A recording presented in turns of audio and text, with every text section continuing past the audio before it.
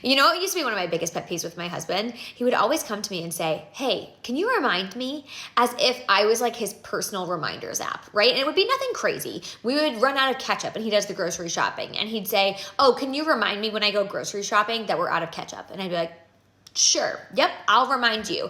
And you know what I would do? I would write it in my reminders app on my phone. I would set a notification for the day we go grocery shopping, and then I would text him and say, "Don't forget ketchup." Right? Like that is what would happen. And this would happen with so many little things, right? He would be like, "Oh, I have to fill out this form for the doctor. Do you mind reminding me before I go?" Or I would say to him, "Hey, we have soccer next Tuesday night. Can you take our son?" And he'd say, "Sure, just remind me."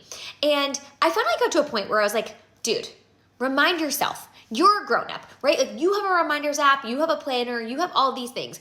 You can do this work, because ultimately what happens is you come to me and you say, 'Remind me.' And what I do is I write it down, I set a reminder to remind myself to remind you. And that makes absolutely no sense. Why do I have to hold on to this in my brain to remind you later? You can do this work. And I have a husband who is able to have these kinds of conversations, and he was like, yeah, you're right. I'm not going to ask you to do that. And I'm not going to say, like, we ask each other to remind one another things, right? We do this all the time. It's a common courtesy you do with people in your lives. But he was using me essentially as his personal reminders app, and I was like, yeah, no more.